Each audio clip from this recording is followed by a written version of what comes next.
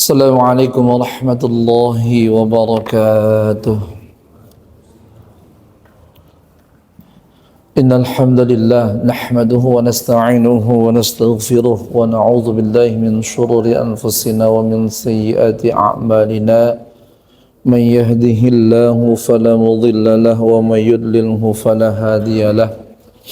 أشهد أن لا إله إلا الله وحده لا شريك له، وأشهد أن سيدنا ونبينا محمدا عبده ورسوله لا نبي بعده. اللهم صل وسلم وبارك على سيدنا محمد بن عبد الله وعلى آله وأصحابه ومن تبعه إلى يوم القيامة. أما بعد، فقد قال الله تعالى في كتابه الكريم: أعوذ بالله من الشيطان الرجيم، بسم الله الرحمن الرحيم. يا أيها الذين آمنوا اتقوا الله حق تقاته ولا تموتن إلا وأنتم مسلمون.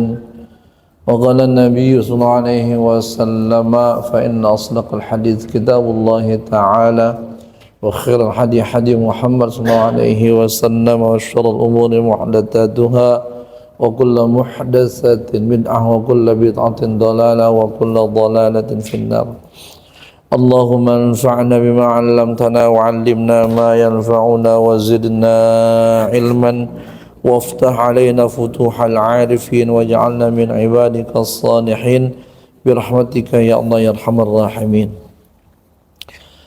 Faya ma'asyiral muslimin rahimakumullah, para jamaah kaum muslimin yang senantiasa kita semua dimuliakan oleh Allah Subhanahu wa taala.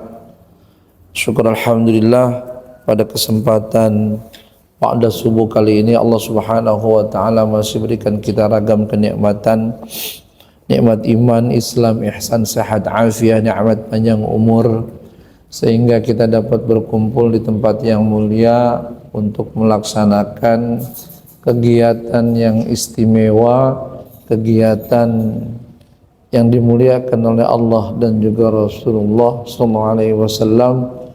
Kegiatan ketika kita berada di dalamnya senantiasa malaikat memohonkan ampun buat kita, rahmah Allah Subhanahu wa taala berikan, dan semoga ampunan pun Allah taala berikan kepada kita. Salawat beserta salam senantiasa disampaikan kepada Nabi Muhammad sallallahu alaihi wasallam. Para jamaah yang dimuliakan oleh Allah Subhanahu wa taala, kita masih melanjutkan bahasan Al-Kabiratul Hadiyah wal Ishrun, yakni dosa besar yang ke-21 tentang as-sariqah, yakni pencurian. Kemarin tentang ayat 38 surat Al-Maidah kita sudah sampaikan tentang as-sariqu was-sariqatu faqta'u aydiyahuma jazaa'an bima kasaba nakalam minallah wallahu azizun hakim. Jadi ayat itu berbicara tentang pencuri baik laki-laki ataupun perempuan. Maka ketegasan hukum dari syariat sudah amat sangat luar biasa. Apa itu? Potong aidiyahuma, potong tangannya. Itu para jemaah yang dimuliakan oleh Allah.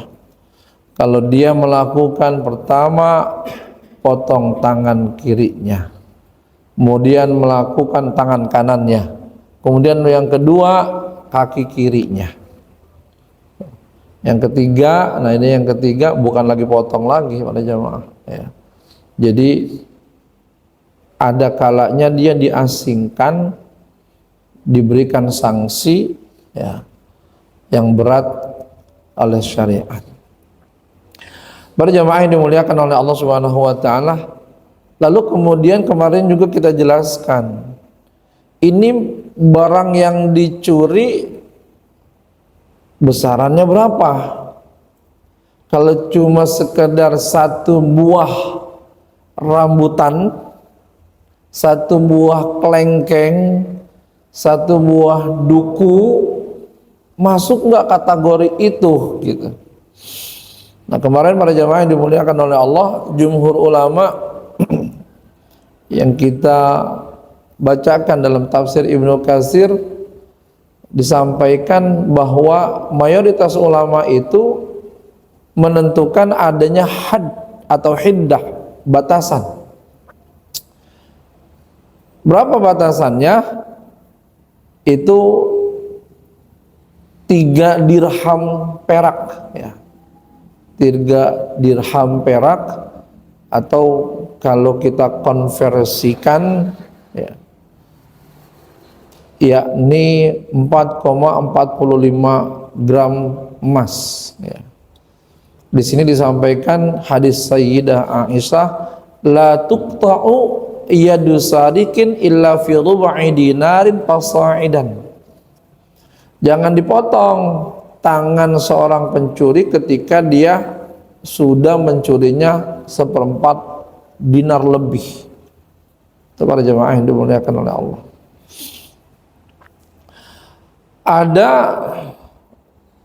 dalam hadis Abdullah ibnu Umar disampaikan, quti'a fi mijanin tamanah talatud darahim, dipotong tuh kalau sudah mencapai 3 dirham. Dirham dengan perak, dinar dengan emas. Maka ketika dikonversi buat negeri kita, negara kita 4,45 gram emas. Kalau misalkan 1 gramnya emas 24 karat, sudah berapa sekarang? 1 juta misalkan. Ada 1 gram. 1 gram, ada yang pernah beli emas istrinya, Pak? Berapa? 1 gram ya? 2.400.000. Masya Allah, tabarakallah. Luar biasa ya. Berarti kalau misalkan kita konversi dengan 4,45 gram, maka 4,45 dikali 2.400.000. Nah, disitulah besar batasan, hiddah batasan kalau seseorang akan dipotong tangan. Berarti kalau 1 kelengkeng atau 1 kilo kelengkeng dia curi, belum dipotong tangan, Pak. Potong kuku. Belum. Lah kalau misalkan 8 juta, berkisaran 10 jutaan kali ya. Berkisaran 10 jutaan lebih lah. Itu para jemaah. Jadi kalau misalkan hanya sekedar ngambil ayam kampung,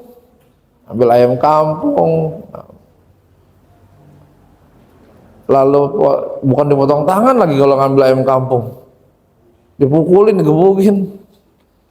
Itu para jamaah.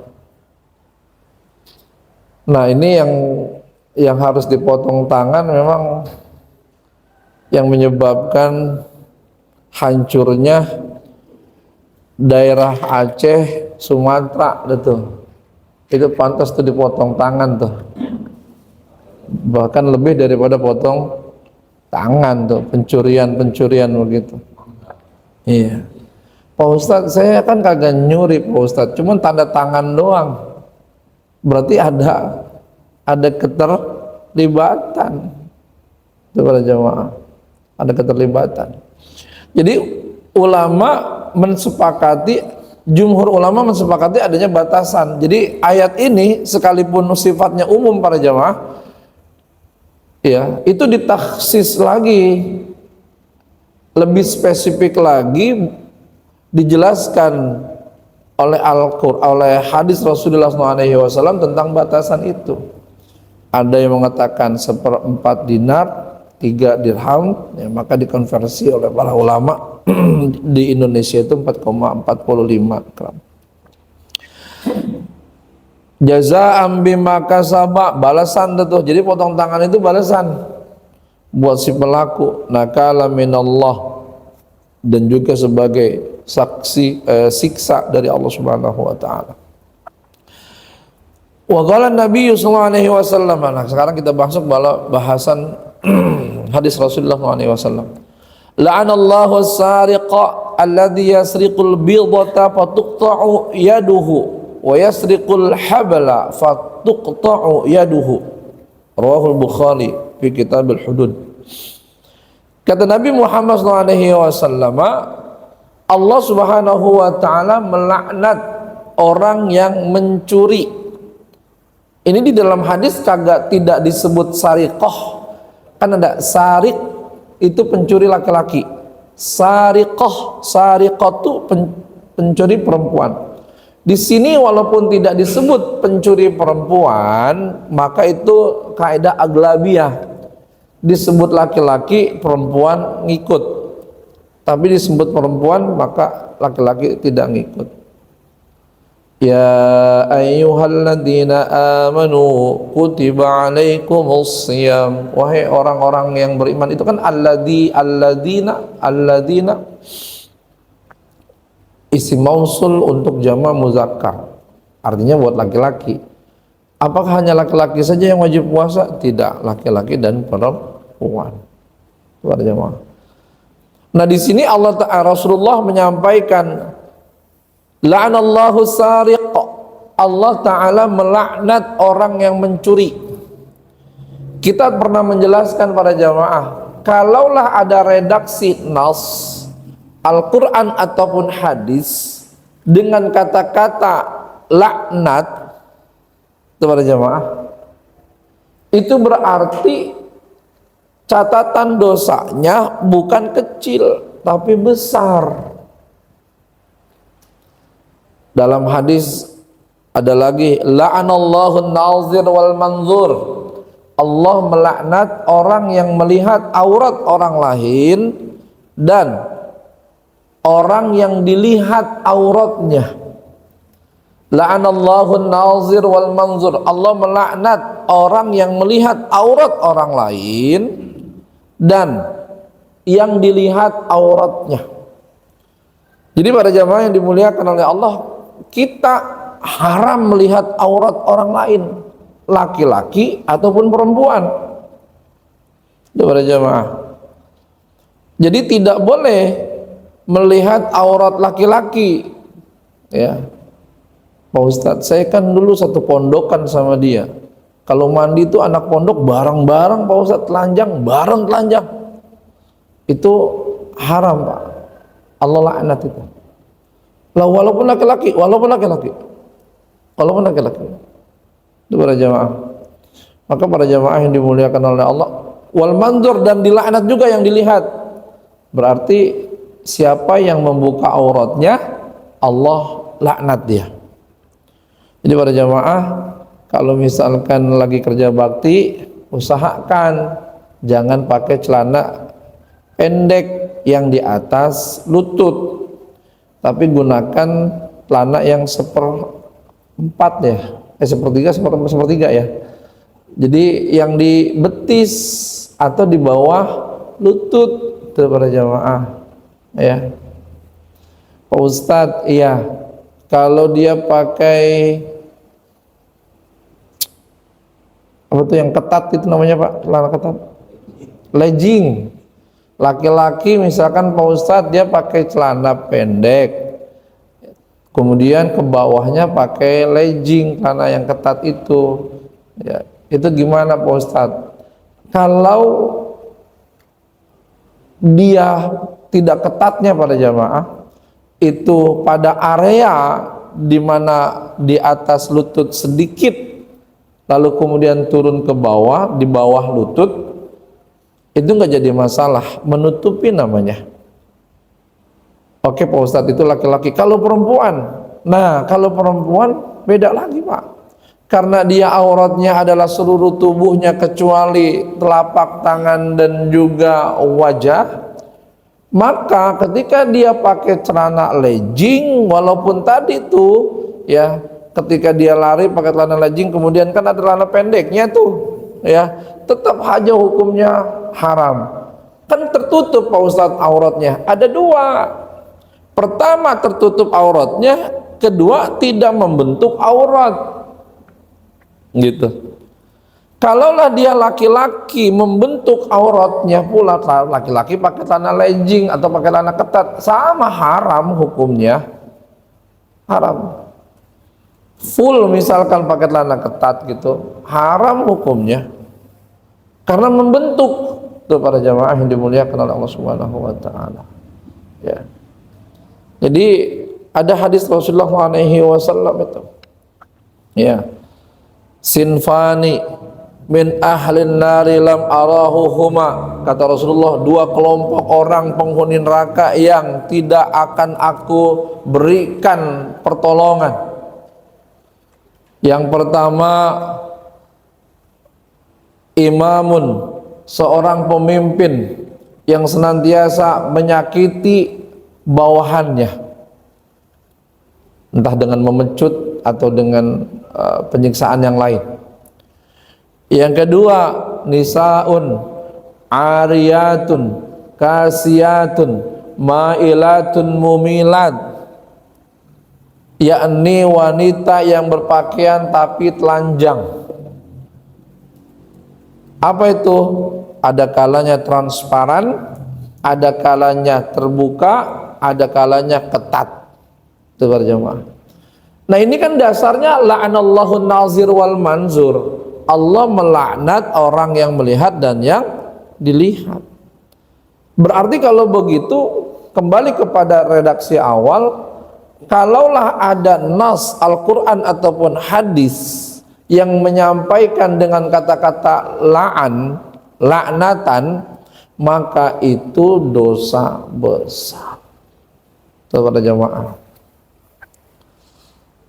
kalau yang melaknat Allah Subhanahu wa ta'ala.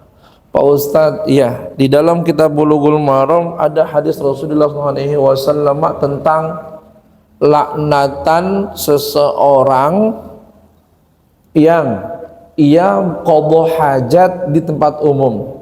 Kata Rasulullah, ittaqul la'inain, kamu umatku, takutlah terhadap orang yang akan melaknat kamu. Tuh. Jadi kita diultimatum sama Rasulullah SAW agar takut kepada orang yang akan melaknat kita. Apa itu artinya melaknat kita? Mendoakan ketidakbaikan. Siapa pelaku yang akan mendapat laknatan orang lain dan Rasulullah mewaspadai itu? Yang pertama, yang qadha hajat, buang air kecil di tempat orang pada kumpul. Jadi tempat itu adalah tempat yang dijadikan orang-orang pada kumpul, pada ngobrol. Itu para jamaah, tidak ada maksiat, tapi kumpul ngobrol hal yang mubah. Ya, kencing datu di situ, seperti posis kamling, seperti pohon-pohon yang teduh yang di bawahnya ada bangku-bangku atau balai, seperti juga halte bus. Kalaulah ada orang yang kencing di tempat itu, qadha hajat di tempat itu, maka Allah mempersilahkan, Allah mempersilahkan untuk dilaknat orang tersebut. Apa artinya dilaknat? Didoakan keburukan. Kurang lebih, Pak, kalau orang Betawi yang suka pada bilang gitu, Pak, kagak mau mampet ini kencingnya gitu, Pak, kagak mau bengkak tuh kemaluannya gitu. Itu laknatan itu, Pak. Itu laknatan itu. Nah itu Rasulullah mewaspadai kita, kamu jangan sampai begitu, jangan sampai melakukan itu, karena nanti akan kena laknatan dari orang lain. Nah ini Allah Subhanahu wa ta'ala melaknat. Ya, kalau yang tadi itu kaitannya dia dosa tapi tidak besar. Karena apa? Karena yang melaknat itu adalah manusia. manusia. Nah, ini yang melaknat ini adalah Allah Subhanahu wa taala, berarti dosa besar. Itu para jamaah. Siapa itu yang akan dapat laknatan Allah? As-sariq, pencuri. Siapa itu? Alladzi yasriqul bidata fatuqta'u yaduhu. Mencuri telur, potong tangannya. Mencuri tali buat ngikat kayu, potong tangannya. Nah, ini seakan-akan kontradiktif dengan hadis-hadis Sayyidah Aisyah, hadis-hadis Abdullah ibnu Umar yang mengatakan batasannya tadi 1/4 dinar untuk hadis Sayyidah Aisyah dan juga 3 dirham untuk Abdullah ibnu Umar. Ini hadis dipakai oleh penganut Az-Zahiriyah, Imam Abu Daud Az-Zahiri namanya. Nah, beliau di dalam kitab tafsir Ibnu Katsir itu dijelaskan para jamaah, ulama yang menyatakan tidak adanya batasan dalam pemotongan tangan itu diprakarsai oleh Daud Az-Zahiri. Oleh Daud Az-Zahiri itu, Pak. Ya. Jadi diprakarsai oleh mereka, itu para jamaah. Jadi mau nyuri berapa kek, potong tangan udah. Nah, ini dalil umumnya ini. Riwayat Imam Bukhari. Tapi jumhur ulama tidak menggunakan hadis ini satu-satunya, tapi dia jamak, dia kumpulkan tuh. Dia gabungkan tuh dengan hadis yang lain tuh para jamaah yang dimuliakan oleh Allah Subhanahu wa taala. Ya. Jadi kata para ulama, tidak bisa kalau dianggap umum saja.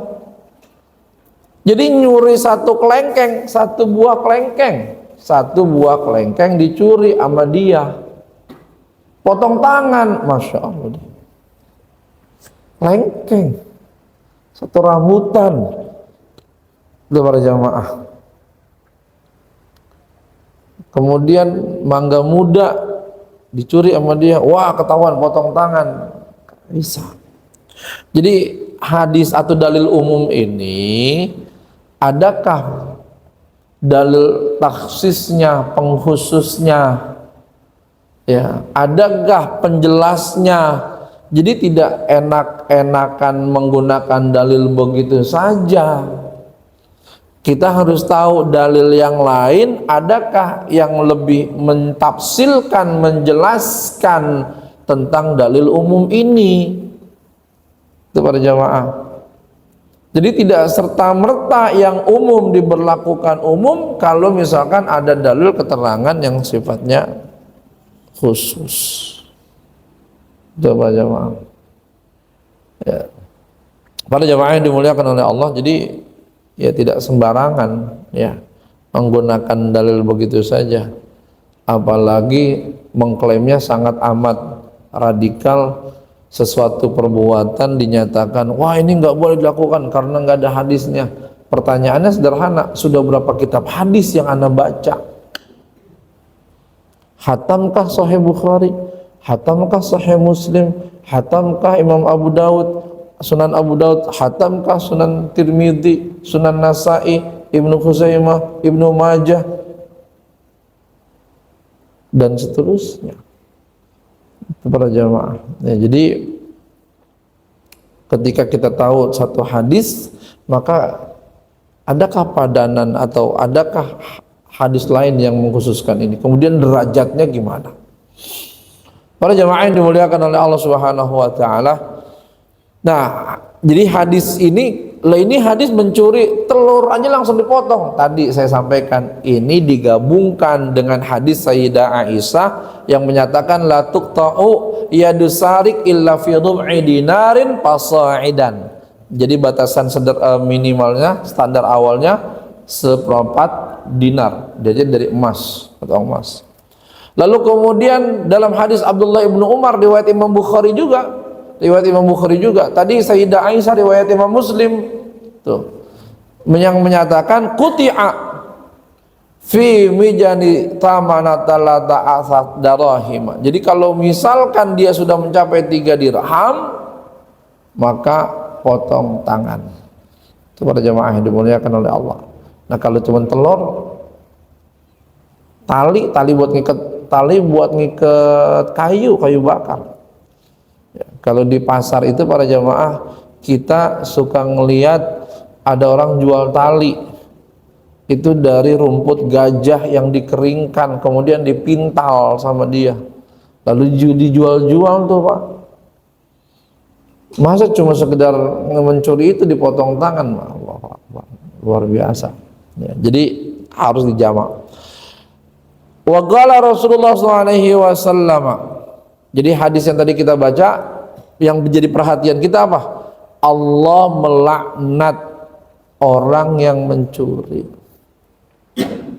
Pak Ustadz, ini pemerintah kagak pada denger apa hadis-hadis begini, kagak pada baca apa hadis-hadis begini ya. Baca Pak, dikasih tahu Pak. Terkadang para ustadz yang ngasih tahu ya tetap aja para jamaah. Malam lalu saya lihatlah tentang beberapa informasi tentang kejadian-kejadian Aceh, Kalimantan ya. Kita ikutin beritanya, kita jadi kesel. Nggak ikutin beritanya, ketinggalan informasi. Coba ada jamaah, orang ngumpulin donasi harus dapat izin dari pemerintah dulu. Berarti matinya saudara kita nunggu izin, repot juga tuh Pak ya, sama dengan rumah sakit ya gitulah ya, yang ketika ada orang yang sangat amat darurat harus ditolong, lalu kemudian yang dia kejar adalah siapa keluarganya, tanda tangan dulu. Jadi bukan nyawa dulu yang di Astagfirullahaladzim. Itu para jemaah yang dimuliakan oleh Allah. Pak Ustadz, orang-orang kayak begitu kita laknat boleh nggak? Boleh. Boleh. Itu para jemaah, kita laknat boleh. Wa qala sallallahu alaihi wasallam, Rasulullah bersabda dalam riwayat Imam Bukhari, "Lau anna Fatimata binta Muhammadin sadiqat laqata'tu yadaha." Ini tegas nih Nabi Muhammad sebagai seorang pemimpin negara dan pemimpin agama. Andaikan Fatimah binti Nabi Muhammad mencuri, saya yang akan potong tangannya. Ini hadis pelajaran bagus Pak buat kita nih. Pertama, hadis ini menjelaskan tentang ketegasan. Siapapun pelaku kemaksiatan, kesalahan, sekalipun itu anak saya, lakukan hukumannya, sanksinya berikan. Gitu Pak. Ini kan kalau dikembangkan kan jadi banyak ini. Lau anna Fatimata binta Muhammadin sariqat laqata'tu yadaha. Ini kan jadi banyak nanti. Kepada jemaah. Apa artinya jadi banyak? Kalau dia nggak kompeten dalam bidang A, maka saya sebagai ayahnya, sekalipun seorang penentu kebijakan, saya nggak masukkan dia di bidang A. Kalau saya tahu anak saya nggak pantas jadi wakil, para jemaah, maka nggak bakalan saya jeblosin dia jadi wakil. Itu para jemaah yang dimuliakan oleh Allah. Wakil kepala sekolah maksudnya Pak. Ya apalagi wakil presiden. Ini hadis akan banyak penjelasan ini. Jadi seorang ayah harus bertindak tegas. Kalau kita tahu bagaimana Islam mengajarkan, begitu. Itu para jemaah. Ya. Karena siapa orang yang memberikan amanah kepada bukan yang ahlinya, tunggu saja tuh Pak, kehancuran akan datang menimpanya. Jemaah yang dimuliakan oleh Allah Subhanahu wa taala. Jadi berlakunya umum. Yang kedua, tentang keberanian Rasulullah SAW menyatakan sikap. Siapa sih yang kagak sayang sama anaknya, Pak? Orang itu semuanya sayang sama anaknya. Dan kalau dia melakukan penegasan sanksi kepada anaknya, yakin saya 100% itu hati nuraninya sedihnya luar biasa. Sedihnya luar biasa. Tapi mau tidak mau. Tidak mau. Ini hadis ini juga ngajarin kita, Pak, sebagai orang tua, para jemaah.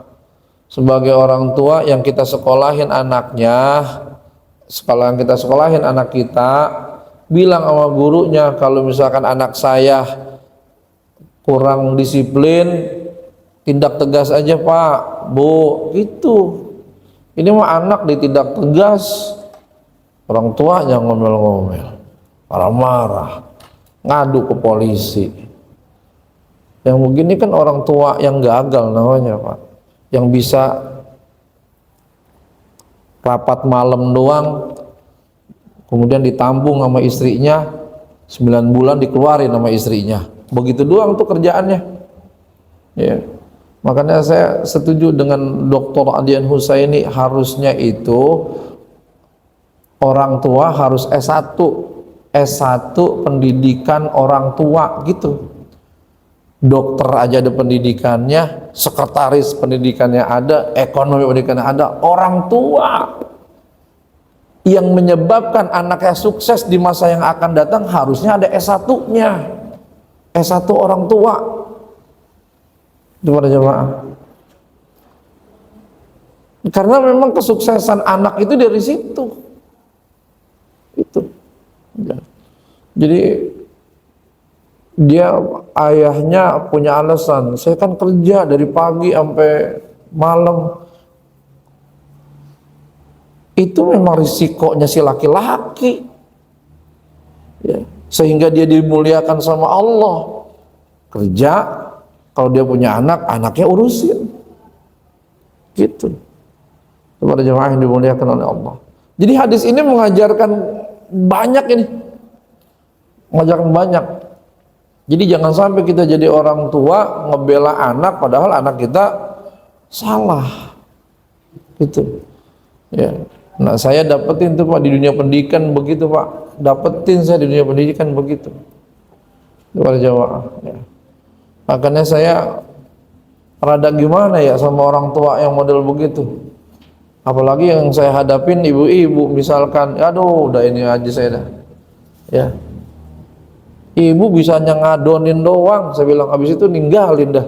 Anak dikasih pembantu, anak dikasih kakek neneknya, bilangnya sibuk mulu, sibuk kayak artis lo namanya, saya bilang. Jadi apa ya, tidak bertanggung jawab. Jadi hadis ini ngajarin kita banyak nih. Lau anna Fatimah binta Muhammadin sariqat laqata'tu yadaha. Kalaulah Fatimah binti Muhammad mencuri, saya yang akan potong tangannya. Ketegasan, keberanian. Kepada jemaah yang dimuliakan oleh Allah Subhanahu wa taala. Kagak pandang bulu, Pak. Itulah contoh pemimpin yang baik. Kepada jemaah, pemimpin yang baik. Jadi hadis ini nepotisme tidak ada. Kepada jemaah, korupsi nggak ada. Hadis ini ngejelasin kita begitu. Jadi para jemaah sebagai seorang pimpinan, minimal pimpinan keluarga gitu. Qulil haqq walau kana murran. Sampaikan yang benar walaupun pahit dirasa. Pahit tidak enak dirasa. Pahit boleh jadi malu dan seterusnya. Para jemaah. Ya. Wa qala sallallahu alaihi wasallam, itu hadis kedua. Ini hadis ketiga. La yazni zani hina yazni wa huwa mu'minun. Seorang pelaku zina tidaklah dia berzina ketika kondisinya beriman. Jadi hadis ini bilang, Bapak muslim? Iya. Berarti Bapak beriman dong? Iya. Tapi Bapak berzina? Iya. Nah, ketika berzina itu keimanannya hilang tuh, Pak. Ketika dia berzina, keimanannya hilang. Jadi hadis ini bilangnya begini, tidaklah berzina seseorang, tidaklah ia berzina dalam keadaan beriman. Jadi ketika dia berzina, imannya hilang. Kenapa kok bisa hilang? Lah kalau dia misalkan berzina, kalau misalkan dia beriman mau melakukan zina, kan iman itu amantu billah, beriman kepada Allah Subhanahu wa taala. Beriman kepada Allah Subhanahu wa taala kan meyakini Allah itu mengetahui dimanapun kita berada, ya, sekecil apapun kita Allah tahu. Kalaulah dia beriman, kagak bakalan berzina.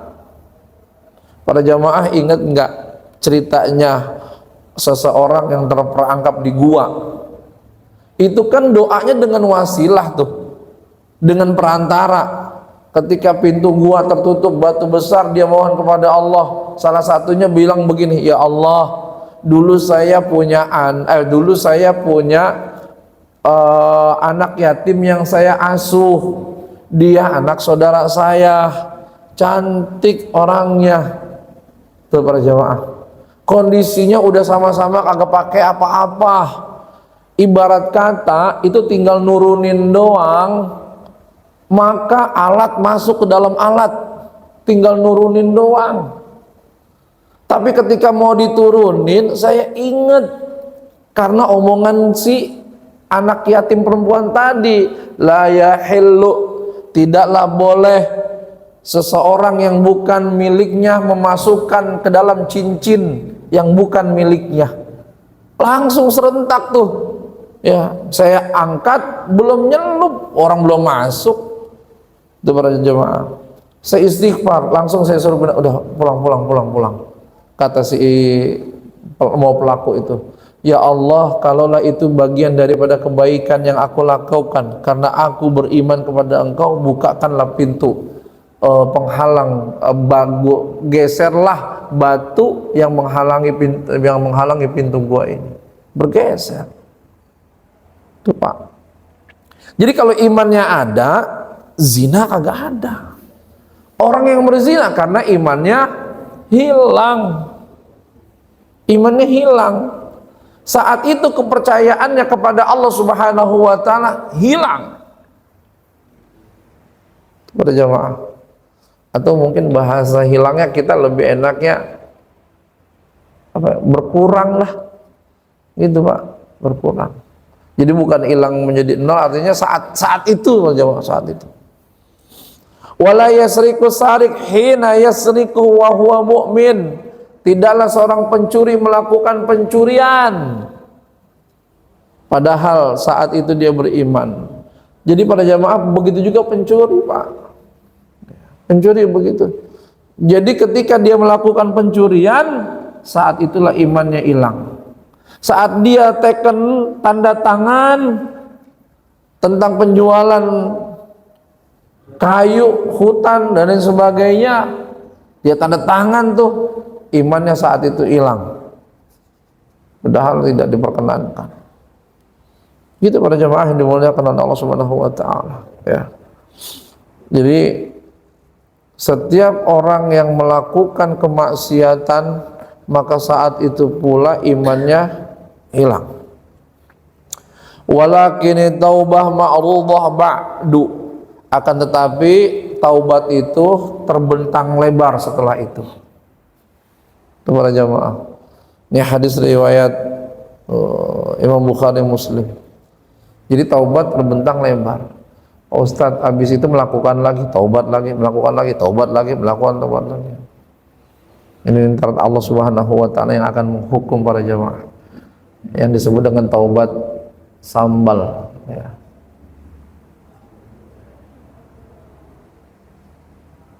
Syuruk jam berapa jemaah?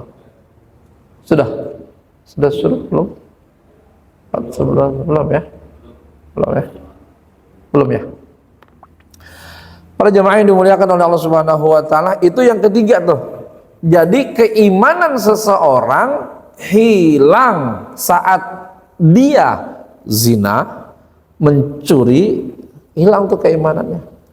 Ini kan zina mencuri kan maksiat, berarti seluruh kemaksiatan yang dilakukan oleh orang yang beriman saat itu imannya hilang. Kok bisa hilang Pak Ustadz? Karena dia tidak meyakini sekuat-kuatnya keyakinan saat itu tentang keberadaan Allah Subhanahu wa Ta'ala. Gitu Pak. Kan ada cerita begini di dalam Syarah Arba'in An-Nawawi, ceritanya begini. Ada 10 anak Pak, disuruh sama gurunya, nah bawa pisau ya, nah bawa ayam dan jajah, bawa ayam ya. Apa guru perintahnya? Tolong potong ayam ini dimanapun berada, yang penting tidak ada siapapun di alam semesta ini yang melihatnya. Kalau udah selesai, datang ke sini. Baik, udah mencar dah tuh Pak, 10-10-nya. Ada yang motongnya di semak-semak, di dalam gua. Mungkin kalau sekarang ada pondok pesantren, di dalam lemari dia motong. Semuanya kumpul Pak, 10-10-nya laporan. Sudah belum? Sudah belum? Sudah belum? Yang terakhir, lah kok kenapa Anda belum potong juga nih ayam? Apa kata dia? Gimana saya mau potong Pak Guru? Ketika saya mau potong kan kata Pak Guru tidak ada siapapun yang melihatnya di alam semesta ini. Lah nggak bakalan bisa, karena Allah Subhanahu wa Ta'ala Maha mengetahui hambanya. Saya nggak bakalan bisa potong ini. Inilah bertanda keimanan seorang anak yang luar biasa. Itu para jamaah yang dimuliakan oleh Allah. Jadi terkadang kita sebagai guru kah, sebagai orang tua kah, sebagai pimpinan boleh jadi ngetes. Ada ngetes tuh Pak, ya. Pimpinan ngetes, naruh sembarangan duit di atas meja, gitu para jamaah, ya. Kalau toh misalkan besok pagi itu duit hilang selembar, udah kurang tuh, ya. Jadi ada yang tidak amanah. Wa an Mansur an Hilal bin Yasaf an Salamah bin Qais qala Rasulullah SAW, ala innama hunna alla tusyriku billahi syai'an wa la taqtulun nafsal lati harramallahu illa bil haqq wa la taznu wa la tasriqu. Ada 4 hal yang tidak boleh kita langgar, yang diharamkan oleh Allah Subhanahu wa Ta'ala. Yang pertama, jangan mensekutukan Allah Subhanahu wa Ta'ala dengan apapun, syai'an, dengan apapun. Itu para jemaah, syai'an itu bentuknya apapun, segala macam. Jangan pernah sekutukan Allah dengan sesuatu apapun. Para jemaah punya keyakinan kalau burung tersebut yang kita pelihara dapat menyebabkan banyaknya rezeki. Kalau ngebangun rumah, misalkan dia punya pagernya harus berurusan dengan pintu depan rumah, maka rezekinya akan lancar dan lain sebagainya. Itu Pak Jamaah. Punya keyakinan kuat tuh buat itu para jamaah. Dan meniadakan keyakinan itu akan Allah nggak bisa. Tapi kalau masih Allah diikut sertakan boleh Pak Ustadz, boleh gitu ya. Ini kalau misalkan rumah, pintu depan, gerbang depan sama pintu rumah depan ini sejajar, ini Allah akan melancarkan rezeki saya nih. Nah gitu bahasanya. Nah, Allah akan melancarkan rezeki saya ini, aman gitu. Ini kalau saya nanam pohon tebu di sebelah kanan rumah nih, Allah akan bikin manis nih rumah saya, bikin harum nih rumah saya, bikin indah nih rumah saya. Boleh. Makanya hati-hati tuh para jemaah. Bapak kemarin dapat kabar Bapak sakit Pak. Iya. Lah ini sekarang alhamdulillah sembuh. Wah ini ada obat yang mujarab nih yang nyembuhin saya nih. Obat mujarab yang nyembuhin saya. Nah hati-hati tuh Pak. Itu di dalam kitab Kasyifatus Saja ala Syarhi Safinatun Najah itu dijelaskan tuh tentang ceritanya Nabi Musa, yang saat itu Nabi Musa sakit gigi. Wah. Nabi Musa sakit gigi pada jamaah. Akhirnya Allah kasih petunjuk tuh, makan tuh, kunyah tuh rumput yang kering tuh, kunyah pada jamaah, entah rumput apa namanya dah. Lalu kemudian sembuh tuh Pak. Beberapa waktu kemudian sakit lagi, dia kunyah lagi tuh rumput, kagak sembuh-sembuh pada jamaah yang dimuliakan oleh Allah. Akhirnya dia protes sama Allah, kok ini nggak sembuh-sembuh, saya udah ngunyah ini. Kata Allah, yang nyembuhin itu bukannya rumput, yang nyembuhin itu Allah Subhanahu wa ta'ala. Kalaulah yang menyembuhkan itu obat Pak, maka pasti di dunia ini hanya ada bodrek. Kok kenapa ada Paramek dan seterusnya. Ini para jamaah. Yang kedua, jangan membunuh jiwa yang diharamkan sama Allah kecuali dengan cara yang hak. Apa itu membunuh dengan cara yang hak? Kisos. Itu boleh. Jadi para jamaah, kalau tanpa kisos jangan membunuh. Pak Ustadz, kalau misalkan kita lagi duel, saya menyelamatkan diri saya, lalu kemudian saya membunuh, gimana, boleh nggak saya? Dosa nggak saya? Tidak dosa, karena itu menyelamatkan, bukan sedang membunuh orang. Seperti dulu duel carok, yang dulu beredar itu ya. Tapi itu mah bukan menyelamatkan, bukan lagi ingin dihantam deh. Ada perjanjian deh kalau nggak salah kalau itu ya. Kalau ada perjanjian jangan, lebih baik udah saya mohon maaf ya, kita kan sama saudara ini, nyerah aja, saya mau nyerah gitu, udah selesai gitu. Lebih menjaga persaudaraan. Jadi para jamaah kalau diajakin ribut, tanya dulu, Anda agamanya apa? Saya Muslim. Ya udah, saya kalah aja gitu, saya kalah aja udah gitu. Kalau bukan dalam rangka pertarungan untuk menegakkan agama para jamaah ya, ini mah cuma gara-gara mobil keserempet, kemudian apa lagi, motor atau baju kecipratan, marahnya kebina-bina. Apa kebina-bina tuh? Keterlaluan. Gara-gara begitu doang main pukul-pukulan, padahal muslim sesama muslim. Ya Allah ya Rasulullah, beda bendera, beda apa tuh, tim sepak bola pada berantem. Astagfirullah. Wala taznu, yang kedua, yang selanjutnya apa lagi? Jangan zina. Yang ketiga nih, jangan zina. Ini kan jangan zina itu umum Pak sifatnya. Yang paling kecil apa? Zina mata gitu. Zina mata juga jangan. Zina mata, zina tangan. Pak Ustadz, saya mah tidak melakukan zina yang besar. Iya, tapi kan di sana ayatnya la taqrabuz zina, janganlah kau dekati zina. Bukan dilarang zina, bukan, tapi dilarang mendekati zina. Mendekati aja udah dilarang, apalagi melakukannya. Pegang tangan haram, lihat haram, karena itu upaya melakukan zina. Sekarang banyak Pak, ya Allah, anak-anak muda ya, kita kalau misalkan kagak kuat-kuat Pak jadi orang tua jadi orang tua jangan kalah sama anak Pak. Saya sampaikan, jangan kalah sama anak. Kalau dia menekan kita, usir aja dari rumah. Bilangin itu para jemaah, di sini rumah milik ayah, di sini semua fasilitas milik ayah.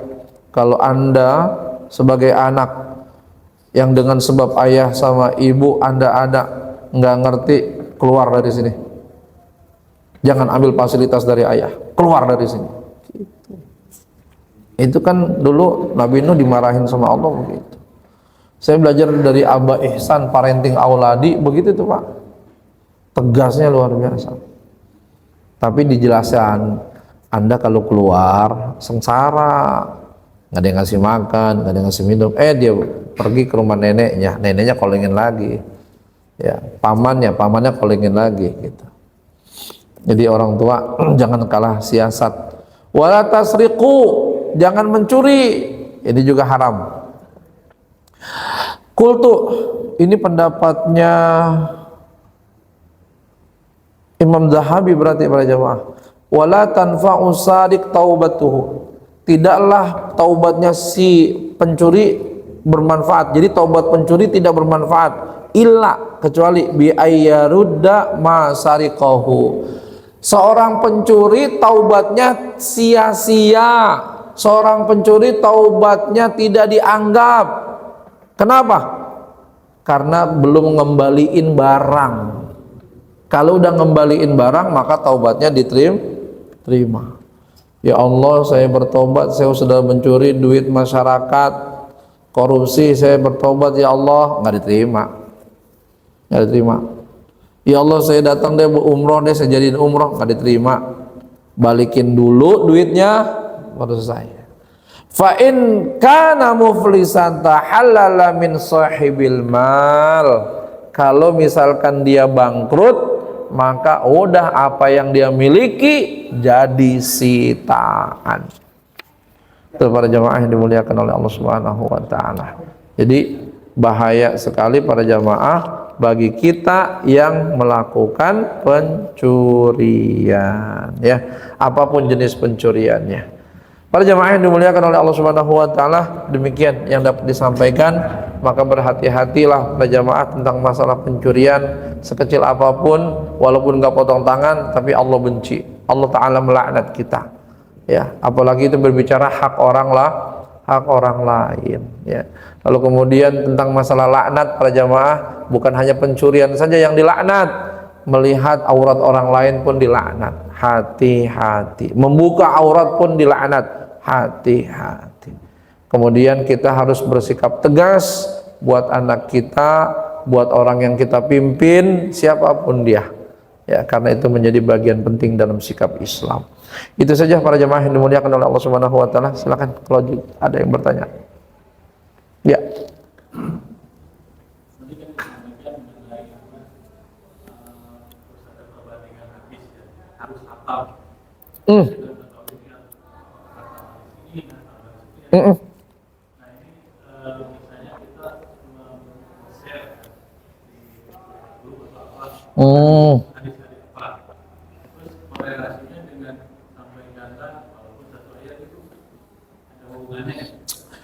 Gini, menghatamkan atau mempelajari hadis secara keseluruhan itu diharuskan bagi orang yang menelurkan hukum, bukan pelajar. Kalau pelajar maka tidak menelurkan hukum, tapi menyampaikan hukum yang dia telah pahami gitu. Nah, tadi harus menghatamkan atau mempelajari hadis itu bagi yang menentukan hukum. Makanya para jamaah jangan pernah menentukan hukum. Contoh begini nih, wah itu dilarang tuh sama agama, nggak ada hadisnya, padahal kita statusnya masih pelajar. Nggak boleh begitu, karena boleh jadi kitab-kitab hadis belum kita banyak pelajari. Maka yang harus kita sampaikan adalah kita menggunakan menurut pendapat ulama A yang begini nggak boleh. Itu yang kita lakukan. Tapi kan itu menurut pendapat ulama A. Nah, kita tidak boleh menutup diri, karena boleh jadi menurut pendapat ulama yang lain boleh. Tidak boleh menutup diri. Itu para jemaah yang dimuliakan oleh Allah Subhanahu wa taala, ya. Jadi kalau dalam 4 mazhab tidak disunahkan subuh menurut 4 mazhab selain Imam Syafi'i, ya. Berarti Imam Abu Hanifah bin Nu'man, Imam Malik bin Anas, Imam Ahmad bin Hambal. Menurut 3 mazhab ini kunut di subuh tidak disunahkan. Tapi menurut Syafi'i disunahkan. Ia bagian daripada sunnah ab'ad. Nah, kita nggak boleh bilang, ya, nggak boleh bilang, wah itu kunut subuh bid'ah, itu kunut subuh haram. Nggak boleh bilang begitu. Karena kunut subuh ini punya dalil juga. Ini aja ulama yang 3 aja seorang mujtahid mutlak nggak bilang bahwasannya itu bid'ah, tapi bilang bahwasannya tidak disunahkan. Itu para jemaah yang dimuliakan oleh Allah Subhanahu wa taala. Jadi buat para pelajar jangan membatasi pandangan kepada satu, gitu. Kalau mau menyampaikan menurut pendapat ulama A, menurut pendapat Imam A seperti ini, sampaikan begitu, tapi tidak boleh menutup orang lain berpendapat oh menurut ulama A, Imam A begini. Jangan ditutup, nggak boleh sebagai pelajar. Tapi dia sebagai penentu hukum, dia harus menghatamkan, bahkan bukan hanya menghatamkan ya, mengetahui secara detail tentang hadis-hadis itu. Kita para jamaah yang dimuliakan oleh Allah. Jadi buat kita mah bilang aja menurut Ustadz A, menurut Imam A gitu. Jadi itu yang lebih aman. Gitu. Ya. Ada dalilnya. Ini kan bulan Rajab. Betul. Itu dosa besar kita itu dilipat gandakan. Ada dalil seperti itu. Dosa besar kita dilipat. Oh iya. Yang berbuat maksiat pertama. Oh iya. Itu Rajab itu masuk dalam Ashhuril Hurum.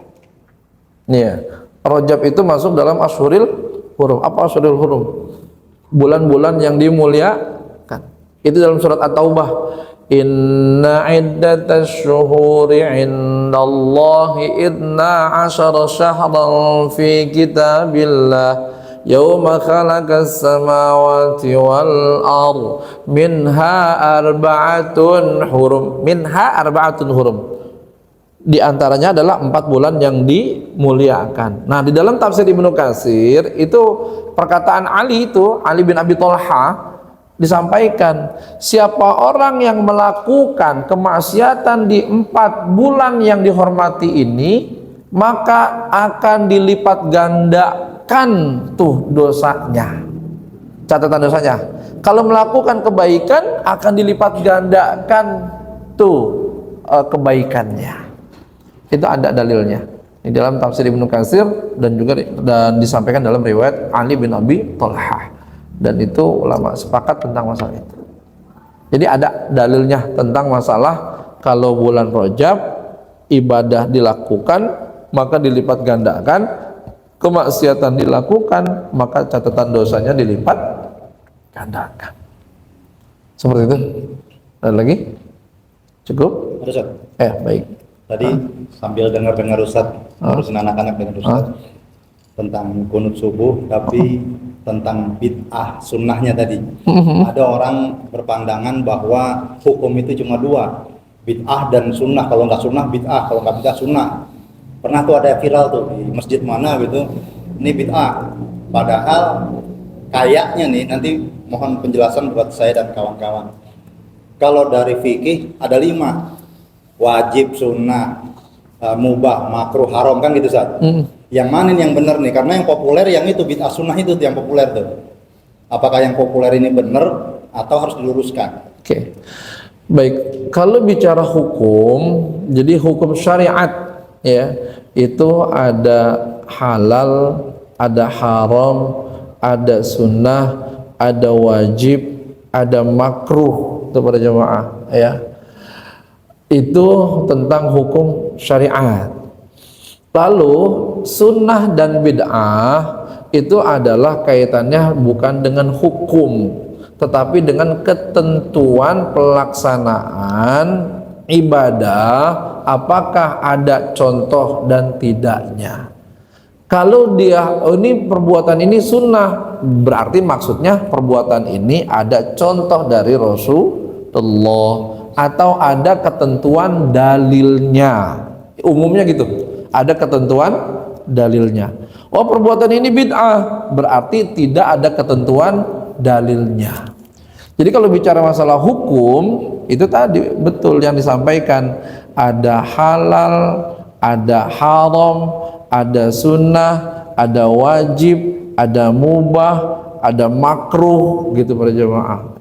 Itu tentang hukum syariat. Jadi kalau kita menentukan, oh ini hukumnya sunnah, dalam sholat ini hukumnya sunnah, oh berarti kita nyatakan ini sunnah mendapatkan pahala kalau melakukan, tidak mendapatkan pahala kalau tidak melakukan, atau ini kaitannya dengan ada contoh atau tidak. gitu. Jadi sunnah bid'ah itu bukan hukum. Sunnah bid'ah itu bukan tentang hukum, tetapi tentang adakah dasarnya dalam perbuatan yang kita lakukan dalil-dalil yang menganjurkan itu. Gitu para jemaah. Jadi jangan salah tempat tentang wah ini hukumnya bid'ah. Bukan. Perbuatan ini bid'ah atau tidak. Jadi bukan bicara tentang hukum. Kalau bicara hukum itu tadi itu yang disebutkan ada haram, ada halal, haram. Lalu kemudian ada sunnah, makruh, mubah, wajib, haram. Itu para jamaah. Ya. Jadi itu bicara hukum. Nah kalau tadi perbuatannya sunnah, artinya perbuatan ini ada dasar hukumnya. Maaf, ada dalilnya. Oh perbuatan ini bid'ah, berarti perbuatan ini tidak ada dasar dalilnya, gitu ya. Jadi harus dibedakan para jamaah yang dimuliakan oleh Allah Subhanahu Wa Taala. Ya. Karena nanti bicaranya para jamaah yang dimuliakan oleh Allah Subhanahu Wa Taala, adakah yang berani menyampaikan kalau Imam Ibnu Taimiyah pelaku bid'ah ketika dia melakukan zikir Fatihah atau zikir yang lain setelah sholat subuh? Padahal itu tidak pernah dilakukan sama Rasulullah. Dan itu pun penjelasannya ada dalam kitab Madarijus Salikin Al-Imam Ibnul Qayyim Az-Jauziyah. Itu para jamaah yang dimuliakan oleh Allah. Ada nggak yang berani melakukan itu? Nggak ada. Jadi kondisinya para jamaah yang dimuliakan oleh Allah Subhanahu Wa Taala, bid'ah itu nanti ya bagi Imam Syafi'i yang membagi dua, ada hasanah, ada sayyi'ah, ya itu sah-sah saja. Kenapa bisa hasanah? Karena ada perkataan Umar Ibnul Khattab, ni'matil bid'ah hadhihi, sebaik-baik bid'ah adalah ini. Apa itu ini? Menggabungkan salat tarawih, qiyam Ramadan pada satu imam. Itu. Lalu kemudian dibantah lagi, wah itu kan udah pernah dicontohkan sama Rasulullah, cuma prakteknya tidak. Emangnya lempengan itu Umar bin Khattab sedang menceritakan tentang hukum teknik? Bukan. Tentang hukum perbuatan, bukan hukum teknik. Bukan hukum teknis ibadah melakukan jam berjamaah atau tidak berjamaah, bukan.